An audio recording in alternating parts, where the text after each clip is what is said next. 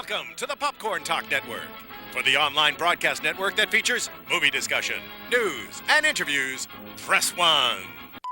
Popcorn Talk. We talk movies. From the Popcorn Talk Network, the online broadcast network for movie talk, and the Schmoes Know, this is Meet the Movie Press. Roundtable movie news and commentary from the industry's premier film journalists. Well, hello everyone out there. Happy Friday.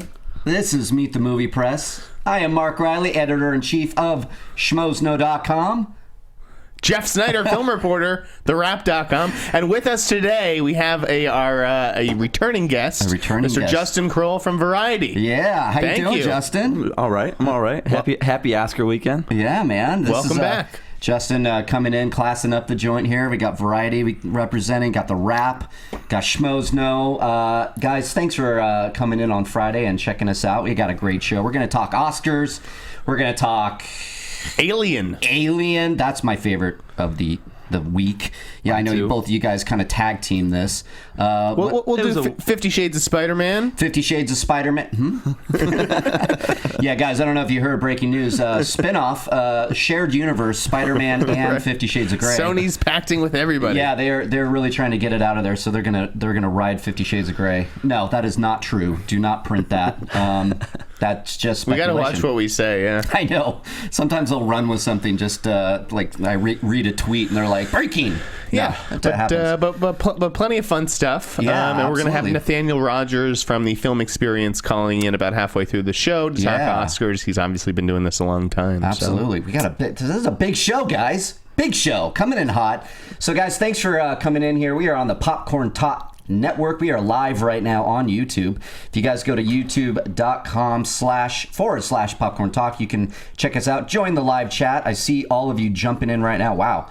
You guys want to talk about Aquaman, don't you? Look at all this. And Alien, of course. Yeah, those are the big ones for the geeks out there. Let's do it. Let's just dive right in. That's Aquaman. You want to dive right in? Get it? Sure. Let's do Aquaman. Sure. So last night it was Zack Snyder, right? Yeah, Zack Snyder. Who took to Twitter and he dropped the first image of Aquaman, Jason Momoa. Yeah. Kroll, what'd you think? It looked like Carl Drago. I mean, that's like I don't know. Well, I hate first images. Everybody's like up in the air. Like it looked like Jason Momoa. Like he didn't like blow me away. Like I think El Mayimbe was like all like up in arm. I was like, I don't see. Like Unite the Seven was interesting because I think me and you talked before. Like, is it the 7 Seas or the 7 characters? We're assuming it's the Justice League. I think it's a play on words. You know, we're obviously he's going to unite the 7 Seas, but this is basically the prequel to Justice League. So he's going to be the mediator for these superheroes. Come on, guys, can we all get along? I guess. Yeah, I don't think of Jason Momoa as a peacekeeper, but maybe. No. I thought he looked cool. You know, we haven't seen. Obviously, that image was kind of color corrected or whatever. Yeah. People were like, "Where's the orange?" Yeah, we don't even. It was like black and white, wasn't it? It looked kind of black. Yeah, there was and white. like some sprinkles of gold. Ooh, okay. They're really. There were gold sprinkles on Jason Momoa. Of gold in his hair. I saw it for like beautiful. 2 seconds and moved on. I was like, okay. Yeah. When I get a trailer, we can start talking. But like and not even images from the movie, like just like them posing for like model shots. That's like, come on. It kind of, for me, it's like, looks like what he looks like now. Exactly. Just with longer hair. I think, God, I want to read this. If he looked like Matthew McConaughey from Dallas Buyers Club, I'd be like, whoa, look at all the weight he dropped. I know. But Aquaman's fighting AIDS. He looks the same. Like, yeah. I mean, I like it. I think it's great that Zack Snyder keeps the fans going. I like the teases. He's so great with that, and I didn't even know what happened. I guess it dropped last night while I was asleep, and it was late. It was definitely odd timing. Who else hit social media to drop something this week? It was Bryan Singer. Who gave us a new Nightcrawler. I totally forgot about that. That was Cody Smith. Came out of nowhere. McPhee, right? All these names, these 3 names. Actors. He's a good young actor. I have no idea, how much Nightcrawler is in that script or what function he's going to serve. He's in it though, so in Apocalypse. But well, Nightcrawler is one of my favorite characters of X-Men, so I'm glad they're bringing him back. And now that we have the essentially the prequels and we can recast, we could have Nightcrawler in it for forever. I wanted Jake Gyllenhaal to show up as Nightcrawler. That would have been cool. I wish. And and again, we'll get into Oscars, but if I can I watched Nightcrawler again, and it just further cemented that he should have been nominated, for me at least. Yeah. I just love him in that. But yeah, these directors, what do you guys think? This is just off the topic. What do you guys think of these directors dropping these big scoops? Fun for the fans? Sucks for you guys? Yeah, sucks for you guys. I mean, it depends. Like Michael Bay was killing me during like he did it on his blog, and like it was like Megan Fox, I think. He was doing Mark Wahlberg and Jack Rain, like. Yeah. At least with 13 Hours, he's like, okay, this is not a fanboy movie, so I'm just going to let the trades handle it. Right. But and Kroll has dominated the reporting on Michael Bay's next movie, 13 Hours. Yeah. All right. Max Martini. So let's talk about that a bit. So you're talking about maybe fanboy service for these big tentpole movies. Transformers, he's dropping all these hints and names. But you're doing all the journalistic. What was funny is Apocalypse was a release that we got out. The other, maybe it was because Apocalypse wasn't like a known X-Men character that Brian was like, I'll tweet the X-Men characters. That's what I was expecting with X-Men. He's done it before, so I was like, one less movie I don't have to worry about, to be honest with you. Yeah. We actually had it done to us this week with Ron Howard. No, but we'll get to that in a second. But Ron Howard, that was funny though. But he didn't do it exclusively. No, he said it was. I mean, we obviously negotiated a deal because we'd been holding some of those castings for a long time. But yeah, it's this weird thing where Ron Howard, it's important to him that he breaks the news at the same time as the trades, to communicate directly with the fans. And what was this again for our listeners? The Robert Langdon's for the Inferno casting, Da Vinci Code characters, Inferno casting. It was like Omar Sy and Irfan Khan. Yeah, I'm noticing a kind of a trend. It's the big movies. It's these kind of Inferno. I think you could kind of say it's obviously the franchise of the Da Vinci Code, and so he's dropping it out there on Twitter. Ron Howard, not a big tweeter usually, but what's funny is they had been holding us off that one for a while, and I was like why is it taking 3 months to do supporting characters? And then when I saw it's a release, it's Ron Howard, I'm like, they wanted to show this film still exists type thing, which is fine. let me get this straight. You guys kind of knew about this, and you're being told no, don't hold on to it. We're gonna wait. Ron wants to set up his Twitter account and take care of this himself. Is that what's going on there? Credit to Sony's PR team. I actually heard Damian Lewis was going to have the Omar Sy part, and they wouldn't. When I kept asking about, hey, any updates on these things, they're like, well, some are coming together and some are not. They wouldn't tell me, so I was like, okay. So I was kind of like in kind of a, I couldn't go with anything. So when they finally gave me the release and said get ready to go with it at 2, I was like, so it's a smart idea I didn't, because then I would have been really screwed. But wow. It's fine. It wasn't like we were losing like major names and like these are supporting roles and a pretty good franchise. Right. Not something that's you got to pick your battles. Exactly. I think, in what we do. But speaking about filmmakers using social media and that kind of stuff to drop their news. Yeah. Let's talk about the Neill Blomkamp thing. Yeah, this is huge. And this can come off of maybe we'll go into it in a little bit, but a lot of these fans, when Blomkamp was tweeting this out and it wasn't confirmed, everybody's like, whoa. And we covered it on the site, and people were talking about it, and I was looking at it going, I think he's just an Alien fanboy. Right, because you didn't cover it before yesterday, right? No, I didn't get, because Ridley was doing his. Right. I was like, we didn't cover it either. I had my editors being like, are we on this Neill Blomkamp stuff? And I was like, he's just tweeting out concept art for a movie that's never going to happen. Yeah. And then it happened. So it's like he almost negotiated himself this movie over Instagram. Well, it was like the Deadpool stuff too. Like Deadpool was like dead for years, right. And then that test footage comes out, and the next thing you know, it's on like a release date thing, and Ryan Reynolds is like back in the mix. I'm like, maybe more with Fox. Like if you do concept art or videos, like, and the students see it, and people go nuts for it, because people went crazy. And then the concept art was pretty cool. I thought it was interesting. Yeah, I mean, as an Alien fanboy, I love it. I'm just curious, and I think everybody out there is curious. Where does it fit into the canon of the Alien series? I know you guys. Faraci was going nuts. Like, it's going to be 200 years later. What are you talking about? I'm like, chill out, bro. Like, and we know you're a fan, but like that's what they're telling us. No one has a like. I don't even think there's no script. Like this was like I don't even know if they have like a timeline on it. It was just like like Ridley, probably is he's getting older, so obviously like. But we want to finish this kind of like new trilogy off, so he's going to do the second one. He's doing Prometheus 2, right? So you guys kind of tag team. Is that right? No, I mean. What were you saying before we went on air? We know that Blomkamp put it out there on Instagram, and then the story started to come. No, the way it went is like I was just looking on Twitter, and these kids were talking about like Blomkamp and Alien. I'm like, what? So I saw the Instagram. I looked it up on my phone. I was like, oh wow, called Fox. He had saw it too, and I guess you got it confirmed like 10 minutes before, but you didn't know if it was Prometheus 2. Right. So I held. Okay.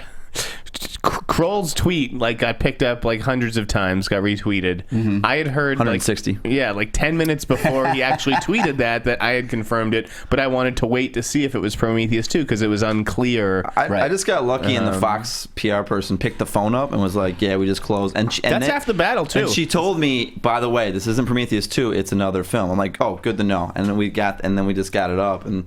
That's great. Traffic-wise, it's doing awesome. So I'm excited that Blomkamp's doing something that's not like I love his original stuff. Don't get me wrong, but it's kind of nice to see him give his own.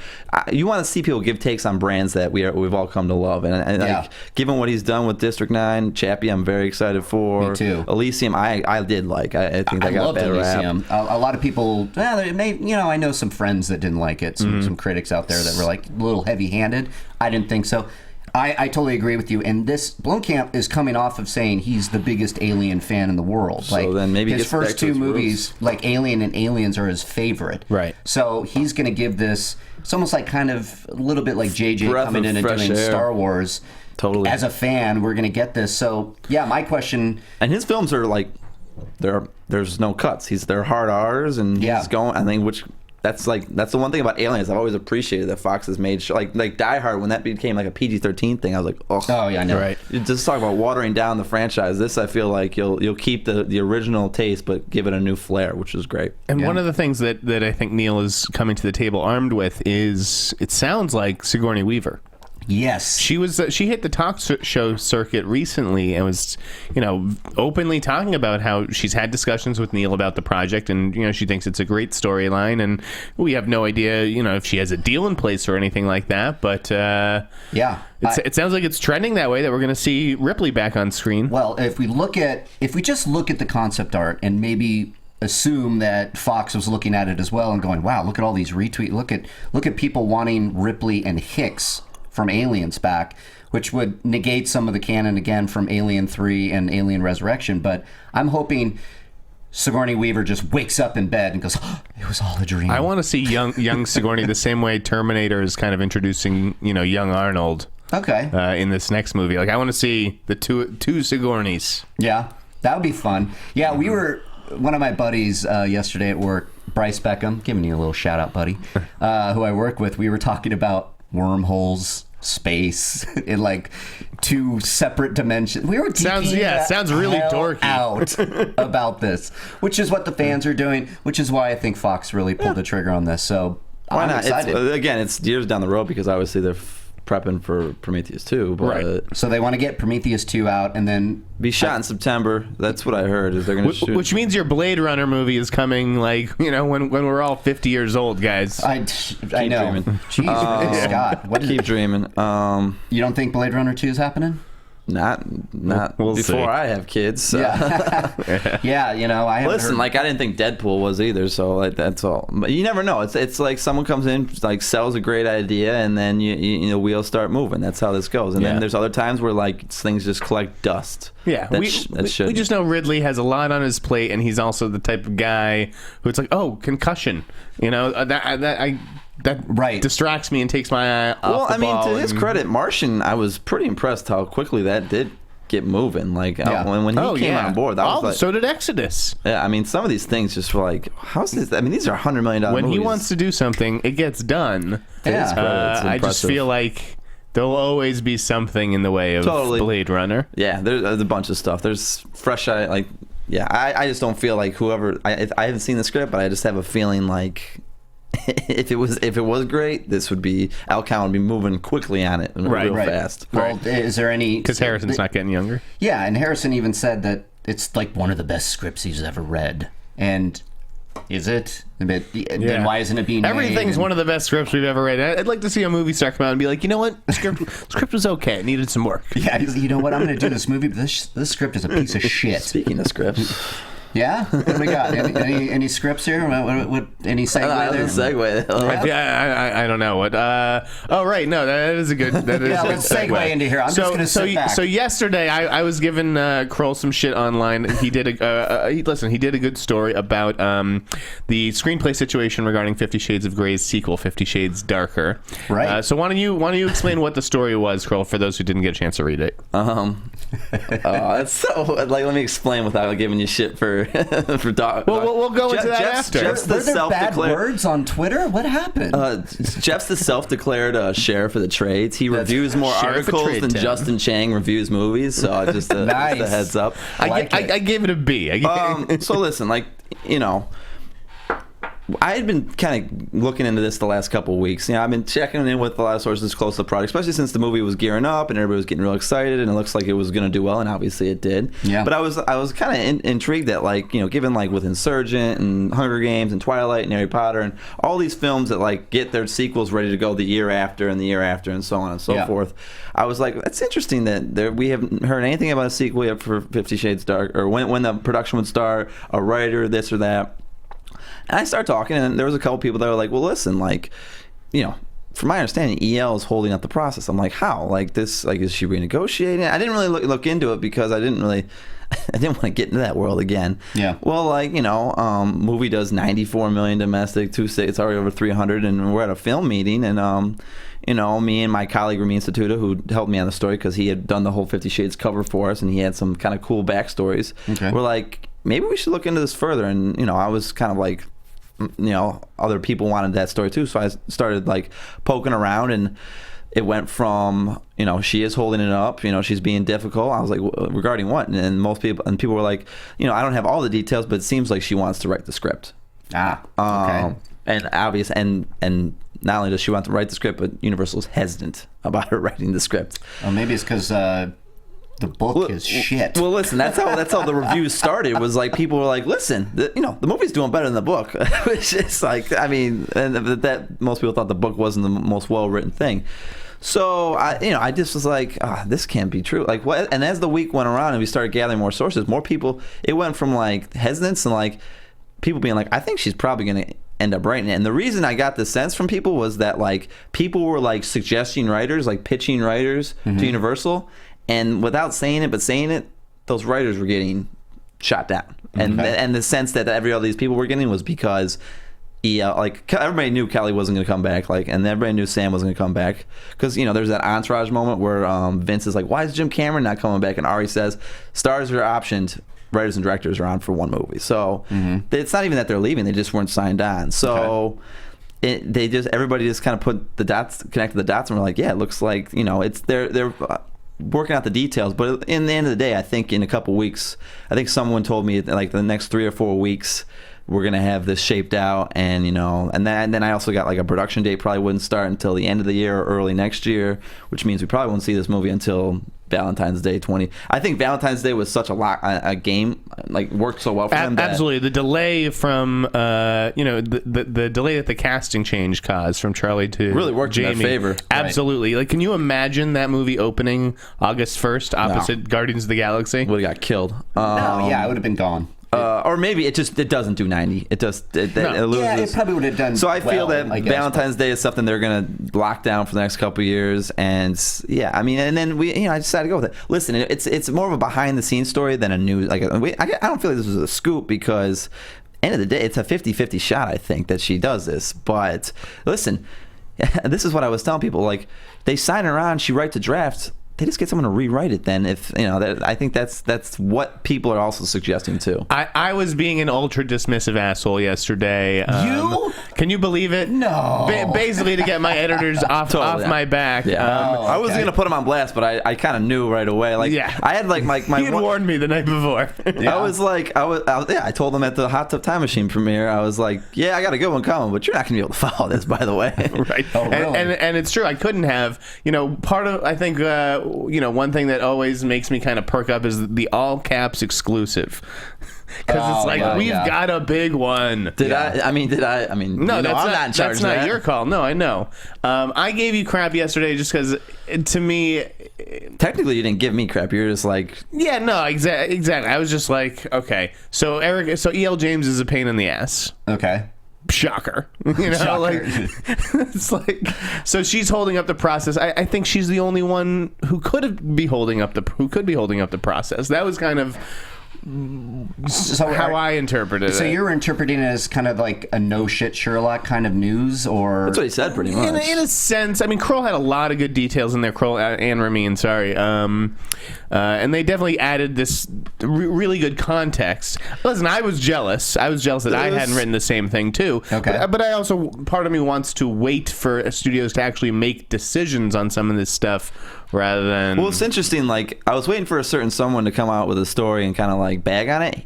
They didn't, and I was like, oh, maybe then he's heard similar things, and he's just like, okay, I'll wait till the real news comes out. I'm just not even gonna bother like talking trash, which he does. But we were talking about it offline, and I would be surprised if E.L. James ended up writing the screenplay. I really would. 50-50. I was. The two people I heard yesterday talking to them, like just the way that their body, I could feel it through their phone, the body language. Sure. That was like. I mean, on Tuesday, I was like, there's no fucking way this is happening. But by Thursday, I was like, well, this is... And you have to rely on that reporter instinct, by the way. Yeah. Like that's something that we've honed over the last few years. Talking to certain people, specific people, the way they are just, they're in some offense, they're cautious. In other terms, like when you can feel them like loosen up, it's like, okay, right. I got a feeling. So I obviously you and Universal had a state, like Universal didn't, like, it was like, that was interesting, like what they gave us a statement like that. Right. Like usually it's just like, go with God, and they were like, oh, well, we're going to tell you what's going on. I think they knew it was going to get picked up everywhere. Yeah. And obviously you and I are friends. I hope Ramin didn't take it the wrong way. I think it was just like, E.L. James is demanding control, and to me it was like, well, she had all this control in the first film. Why wouldn't she have it on the second film? Okay. She's a control freak, and she wrote a movie about a guy who's all about control. Well, did you see the Seth Graham Smith? wrote a book. The Seth Graham Smith tweet I retweeted? No, what was that? It was like, I'm all for authors having power and all, but this E.L. James news makes me cringe. Like, really? So I thought, because he's an author himself. Yeah. Mm-hmm. Well, how much time until Nat comes on? Sorry, JT. 2 more minutes. 2 minutes. All right. Okay. So. So yeah, 50. Listen, it was a good scoop, and yeah, I do imagine that we will probably be seeing it, the next film, Valentine's Day 2017. If I were a betting man. I think that's almost a lock. Like there were people like, well, they could do this and get it. I'm like, I just think they like that date now. Like, why mess with a good thing? Like, there's no need to rush it out. I would space it out every other year. Yeah. Milk the franchise a little. And how many books are there? There's Three. Great. So we're gonna get 4 movies. That's what I was like. It's just that was the other thing too. It's just it's only a matter of time before you get like, oh, the third movie's split into 2, which they could because these books are like 600 pages. So yeah, but how much? But yeah, does anything actually happen to them? Like, I get the Harry Potter. Like really, I got the Harry Potter one. To be honest, that is a tome of a book. Now then when we get to the like a Hobbit stuff, you're like, ugh. Well, this film could have been 3 hours. They cut it down a lot actually. So it was still long, 2 hours. But and did you like it?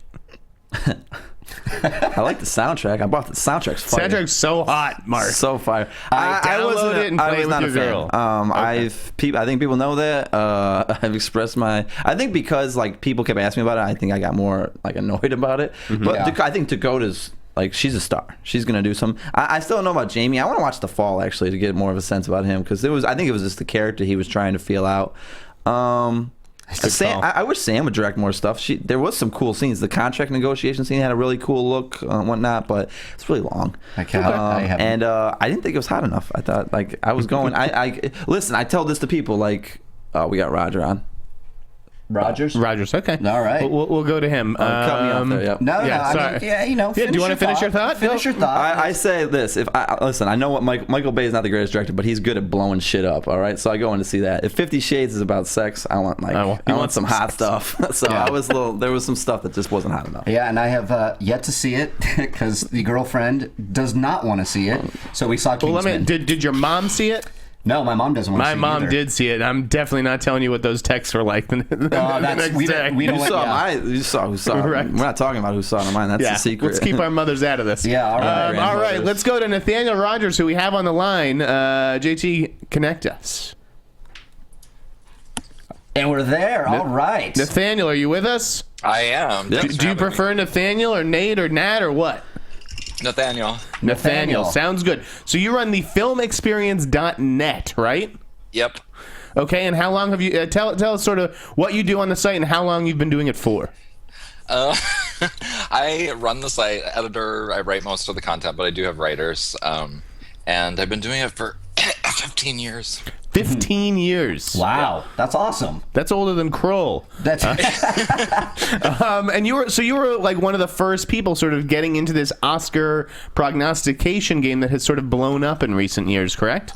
I was. I just didn't view it as like the career at first that other people were wise enough to do. So it was a little slow going for me, but it eventually took over my life. How do you feel about that? Now, do you feel like the market's like saturated at this point? Are there too many blogs or? Beyond, it's like the expanded Best Picture field. It's like less.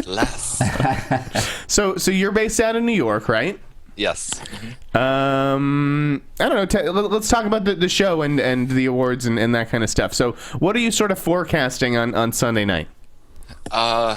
I'm forecasting that I'm going to be very wrong. It's like one of the most complicated years ever, which I love. I don't really care about being right. I just love the whole experience of the Oscars. So I'm going for a very spread the wealth kind of year. I'm getting that sense too. But yeah, so give us some. Yeah, keep going and some of your predictions that you think are going to be wrong. Are you sensing a split between Best Picture and Best Director this year? I am, but no matter how I figure it in my head, I can't decide which way it's going to go. So are you thinking Currently, I'm predicting Boyhood with Iñárritu winning Best Director. Really? I haven't quite bought I know it's won all the Guild, but I haven't quite bought all the, Birdman is the one. Because it is, if you really go back a little and get a little distance, it's a really atypical movie to win an Oscar. It's very weird. It's really funny. I mean, it's just not I don't see it as a typical choice for them at all. Neither is Boyhood, though. Would you say that really? Well, that's true too. Which I mean, is this is a year where it's non-typical. non-typical. So confusing. See, now I've heard so many people talking like the Academy loves movies about Hollywood or acting or whatever, Right. and I'm like, do they? I don't know about that. They do for nominations, but I think people are a little thrown by the Artist and Argo recently, but it's not really common that movies like that actually win. Yeah. But they do get nominated quite often. Yeah. Well, I still think Linklater is going to get the Best Directing Oscar because of the process. And we didn't really bring it up. Those kind of those raw. What am I saying? What the Hollywood Reporter is doing by getting all these the Oscar anonymous ballots. I love the Hollywood Reporter's anonymous Oscar ballots. I don't think that they actually are representative of like groups of people or anything like that. It's like four. Right. These are very specific individual takes on the nominations and everything. But So do you think they got a bunch and were like, oh, this is kind of a good one. I want to go with this instead of the same old answers. These Whiplash responses are kind of cool. Let's go with that. Right. No, that's serious. Maybe they got 10 and they went with the 3 or 4 best ones that were oh, okay, maybe that's how the Academy is thinking. So. I would agree with that because you want to actually give something for the people to read and not get the okay. Oh, so the same thought I've already been thinking of. Yeah, exactly. Nathaniel, what is your take on how important the guilds are? Because I approach it as when someone is voting for a SAG award, it's a very different thing than voting for the Oscar. I completely agree. I mean, people always want to combine those two things, but the guilds are much, much larger. And the Academy, like if you take Screen Actors Guild, for example, that's like what, 100,000, or like, it's a lot of people. Yeah. Versus the 2,000 or so actors within the Academy. Okay. Right, and that 100,000 strong SAG constituency, though, they are voting on the nominees that they are given, and they are only given those nominees from like a 2,000 member SAG nominating committee, right? Right, yeah, a really small SAG nominating committee, which does not overlap with Oscar unless it does accidentally. Right, because my roommate was on the SAG nominating committee this year, and he is not in the Academy. Yeah. Yeah, I've had friends be on it before, and I've heard other things like the brutally honest ballots where I was like, no, don't tell me this. Like these strange reasons people vote for things. How do you like throw an Oscar party? Do you watch the show with friends? Like, what do you do for it? I used to throw like a huge bash that I was really known for, but the more the site took over my life, the harder that was to do, because it's like a work night now. Right. Yeah. So you're like updating everything in real time, that kind of stuff. Yeah. Okay. Yeah. That's. I missed the parties though. It was fun. Yeah. What are some of like the I did like my What's the Deal video this week about betting on the Oscars, which I know Kroll frowns upon, and really it was just an excuse because I didn't want to make predictions because I don't like being wrong. But like what are some of the underdogs who you think could surprise? Maybe in like the short film categories. Like tell our viewers, how can they win their Oscar pools essentially? Oh yeah. Wait. Hold on. Let me get a pen. Oh yeah, actually, I need a just couple. after I told you I was expecting to be much more wrong than usual. Yeah, right. Well, it's a tough race this year. I mean, I think it really is. So yeah, but I assume someone like you has seen all these short film nominees, right? I didn't actually this year, but I have studied up on them. I think one thing I noticed with the shorts is when people do their pools, they just go with what they've heard of, right. Which is not really the way to go with shorts. Which is why everybody's picking Feast to win the short short animated. It's because everybody's seen it, but I personally think it's either going to be The Dam Keeper or The Bigger Picture. Uh-huh. Yeah, I would plunk down money on Dam Keeper from what just like reading the tea leaves. But okay. Yeah. And a lot of people are predicting The Phone Call for live action short, which I'm also predicting, but I'm starting to doubt that. It does have stars in it, Jim Broadbent and Sally Hawkins. Right. Which is basically the same thing as Feast, so it's like people know it, Do you think that stars? I'm hearing Parvana might be the one. I bet $20 on Parvana online at plus 1,400 odds. Okay, I'm gonna make a killing if this movie wins. Nice. But like, do you think that stars help a short win, or do you think that the stars are actually held against a short? Like, good question.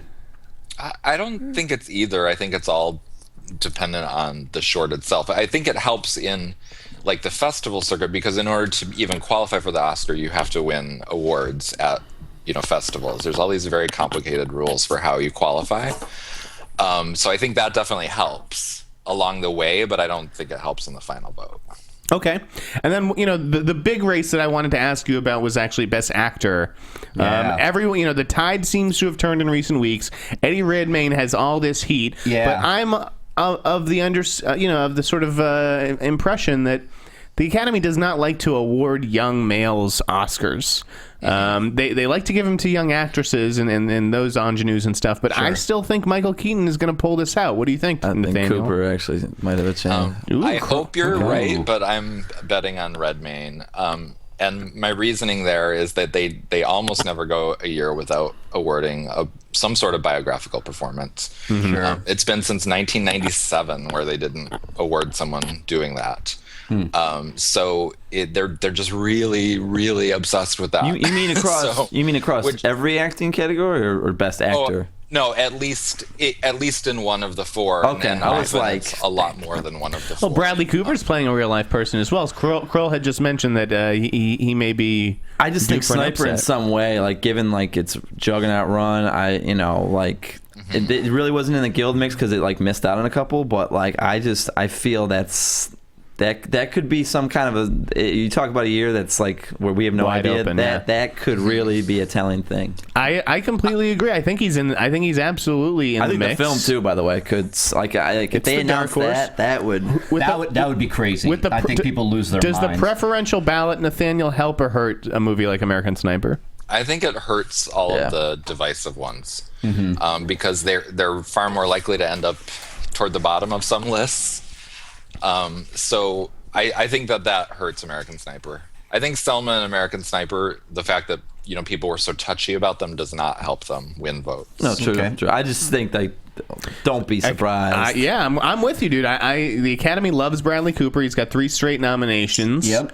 Eddie Redmayne's still a young guy. He's got his whole career ahead of him, and it's also like people vote for their friends. Eddie Redmayne has obviously worked with a lot of people, but not as many people as Bradley Cooper or Michael Keaton. I mean, I like Keaton. That's my pick right now, but and he's still my all pick. 3 of those could win. Like, let's just be honest. Benedict and Steve are probably not going to get it.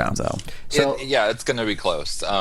But I think one thing people aren't really remembering about Eddie Redmayne, and I think this is just because he looks so young, is he's actually not that young for Oscar with Men. He's actually the same age Daniel Day-Lewis was when he first won. Oh, there you go. I didn't think about that either. I have like this idea of Eddie Redmayne in his mid-20s, but he's like in his early 30s, right? Yeah, he is. So he would be something like the 10th youngest Best Actor ever, but not one of the youngest. But I think maybe the fact that he has such a baby face could work against him. Listen, he was great in that movie. I just felt like there's a lot of that running time where he's just kind of sitting in that chair. I'm with you too. I was like, Felicity is the one I'm rooting for. Obviously.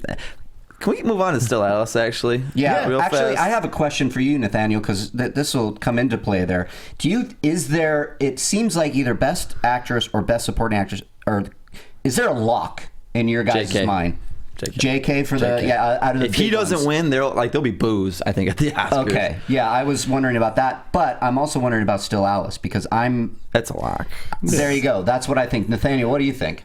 Oh yeah, it's a lock, and I'm shocked and thrilled that it's a lock. Yeah, because I was warning people against being too excited about it, because this will be the first time in 60-some years that a 50-something actress has won. Wow, really? Dude, good stat. The last one was Shirley Booth for Comeback Little Sheba in 1952. Crap. Jeez.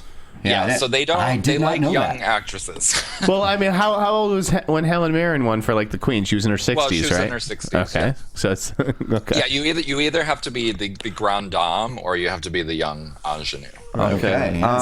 So the women in between tend to get in situations where they end up being forever the bridesmaid, but not the bride. I just never got because I thought Felicity, I thought Rosamund was great. Reese was fantastic in one. I am just so shocked that it's not a down year. And to me, it's almost as strong as the actor race. Absolutely. What? Why is it over? Is it like because is it like the Crazy Heart year where they're like, listen, we got to give Jeff? Yes. Is it like it's Julianne's good enough? Let's just do it. I just think a narrative takes hold, but you're completely right. Why aren't Rosamund Pike and Reese Witherspoon really being considered a little bit more? See, because why is this set in stone? Because at one point it seemed like Rosamund comes out in Gone Girl and they're like, oh, she's a lock. At least for the nomination, I get. And then people were saying she's so great. She's still my favorite of all. The Reese was mine, but because that was her movie, pretty much. Yeah. Right.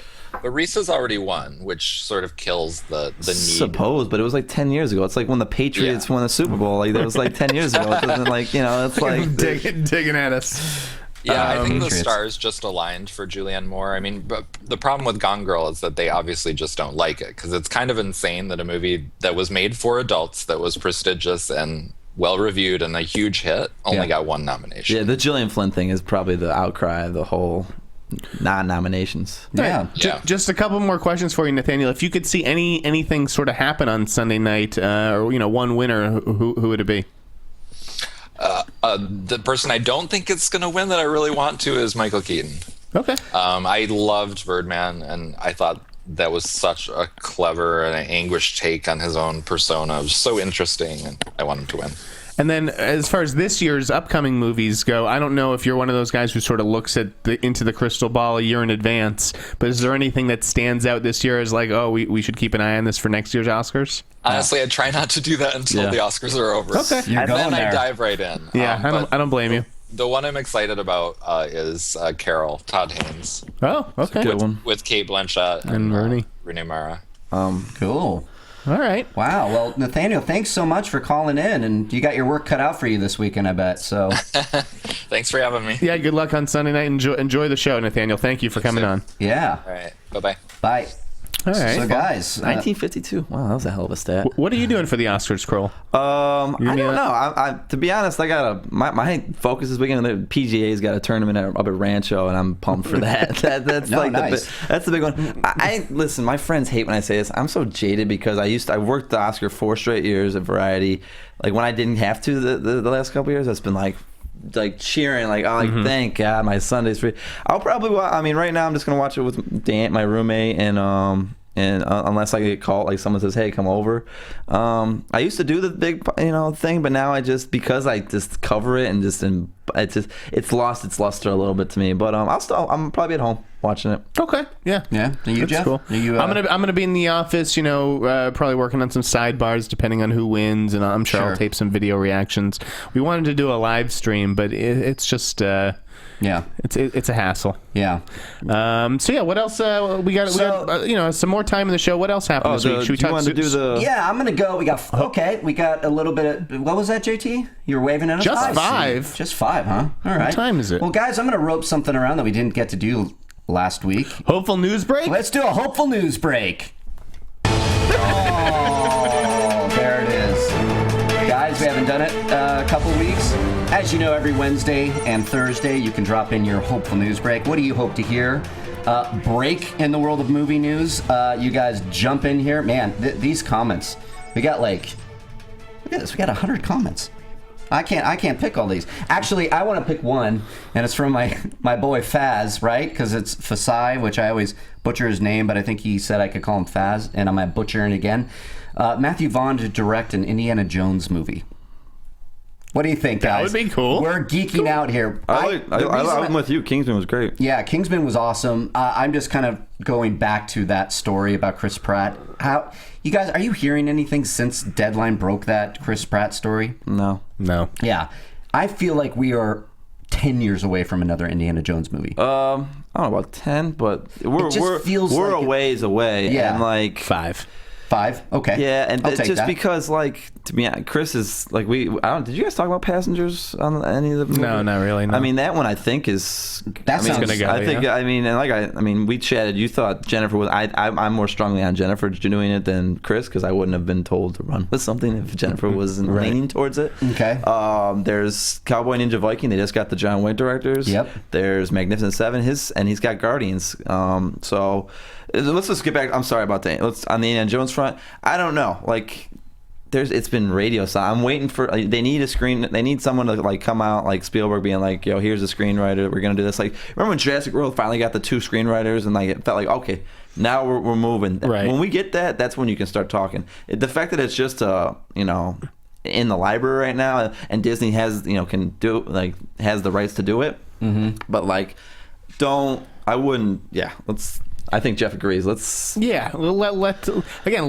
play out. It's this need for now. We need answers now. We need to know who's doing this now. I just love how everybody thinks they're a studio exec too, and it's like, oh, he's perfect for this. Well, I mean, he wears the leather jacket. Great. We saw him he was at Hot Tub Time Machine too. He's still rocking. And he was rocking the Star-Lord jacket. Oh yeah, but I'm a big Chris Pratt fan, but I'd also like him to try. I want to see the Cowboy Ninja Viking. I want some other stuff that isn't a franchise that's going to lock him down. Let's give him some fun stuff like Passengers. I have to note real quick. I like Parks and Recreation. Sure. And I love Chris Pratt, but I was watching that Johnny Karate episode last night. Mm-hmm. Unwatchable. Turned it off halfway through. Really? I'm not a Parks fan, but yeah, the reason I'm not is some worked for me and some really didn't. So I haven't watched the show in maybe 2 seasons, but people were really talking about this Johnny Karate episode. Mm-hmm. I quick couldn't stand it. Moment of silence, or not moment of silence, but for Harris Whittles who passed yesterday. So sad. Yeah, guys. I don't know if you're aware that it was the executive producer. Yeah. He was a writer on the show. He was on the show. He's a 30-year-old guy, so he's our age. Yeah. Went to Emerson. I'm from Boston. Know a lot of people who went to Emerson who knew him. I'd met him once or twice. So it was just kind of sad news yesterday. Sad. It's always sad to hear that kind of stuff, especially with the circumstances surrounding it. It's you're like, oh man. And he coined the term humble brag. So if you see that going around, just pay respects. There you go. to Harris. Let's do one more before we wrap up, guys, because I want to get your take on this. Oh, because there were two things I wanted to mention. So do it. by the way, so Matthew Vaughn, that would be awesome. Thumbs up. Wouldn't that be awesome? Yeah, really, obviously, way too early. Yeah, it's way too early, but it's a great call. It's a great fan casting. What was the other one that you wanted to do? We have Sammy Murphy, who wants Power Rangers to get a cast and an actor cast as Spider-Man.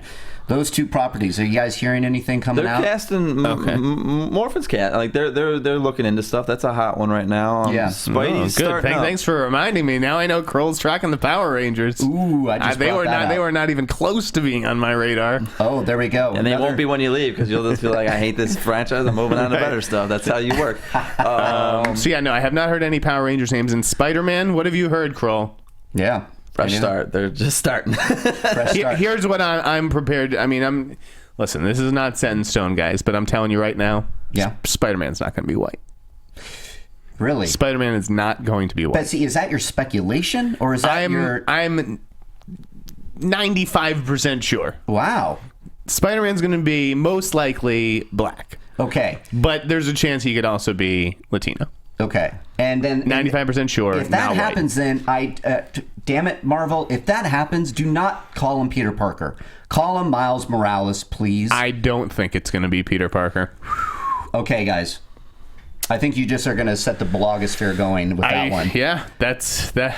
Is that what you're... Okay. I really feel strongly. Sony has an opportunity to beat Marvel and DC to the punch with sort of a major black comic book character. Yeah. You know, like I mentioned last week, the emails that leaked were perceived as racist by some in some quarters. I do think that. So okay. I really think that that's going to play into things. Interesting. So Logan Lerman, maybe not happening. It's the fanboy student exec again. Like, yeah. Let's people read first and like let's Right. There's no script, right? There's not even a script. Well, I think they're probably polishing something up. You know, well, I'm hearing different things. Like, I feel like maybe they need the actor's not what they're looking at, and then I'm like, oh wait, he's supposedly going to appear in Captain America, maybe. So maybe they will do an actor first.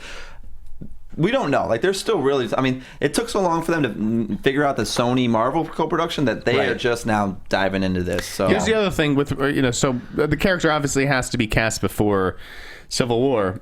Yeah. But what if he never takes his mask off in Civil War? Do they need to have made that casting decision? Couldn't he just be some CGI dude swinging around? There you go.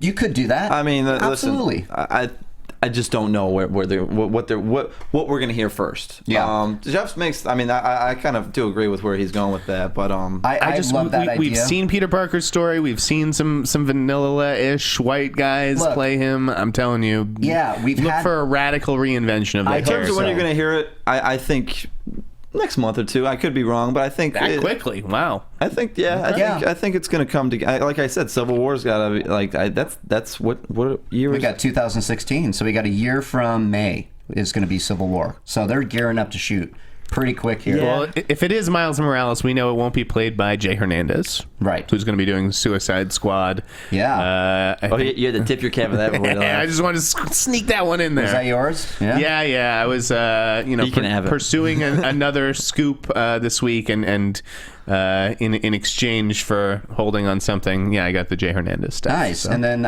that's a good one too. And we got that breaking news, and then. I think El Miambe came in from Latino. Yeah, he had given it some context. Yeah, like who he is. I'm not El Diablo. I've never heard of this. Neither have I. I think he's just going to be a guy who's like in the same cell block as the Joker. Like the Suicide Squad now is like, my sense, we're getting a lot of supporting people that you really don't know who the fuck they are. So. Yeah, sure. Yeah, and they're kind of. I love how that cast is coming together. It's awesome. Looking good, and it can be the Guardians, if you will, of the DC universe. Yes. Which I'm digging it. So we gotta wrap it up, right? We're wrapping it up, guys. Okay. Thank you. Yep, we got the wrap up symbol. Thank you very much, guys, for tuning in and for that hopeful news break, guys. Be sure and go to the Facebook page, Meet the Movie Press, and like it.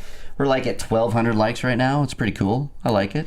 And thanks for coming in, Justin. No problem. Bail this out again, my man. Yeah, where can the good people find you out there? Kroll Jvar. At Kroll Jvar. Okay. So my last name J and VAR is in variety. You dropping anything today? I don't know. I gotta keep an eye out. Well, nothing like you're gonna like I think you. Yeah, nothing you have to follow I could on. use a slow day because I'm working this weekend, gang. Enjoy enjoy the Oscars and everything. Yeah, guys. Make Team sure you Keaton. check out. Yeah. Team Keaton, Team Whiplash, Team Neil Patrick Harris. Team Neil Patrick Harris. Well, He's I'm gonna excited be great. for him. I'm excited for You can him. follow me on Twitter at @TheInsnider. Check me out at The Wrap. Yep, and I am at All you, Riley Mark. around at schmozno.com. And guys, thank you so much. We will see you next week. From producers Maria Menounos, Kevin Undergaro, Phil Svitek, Christian Harloff, and the entire Popcorn Talk Network, we would like to thank you for tuning in. For questions or comments, be sure to visit popcorntalk.com. I'm Sir Richard Wentworth, and this has been a presentation of the Popcorn Talk Network. The views expressed herein are those of the hosts only and do not necessarily reflect the views of its owners or principals.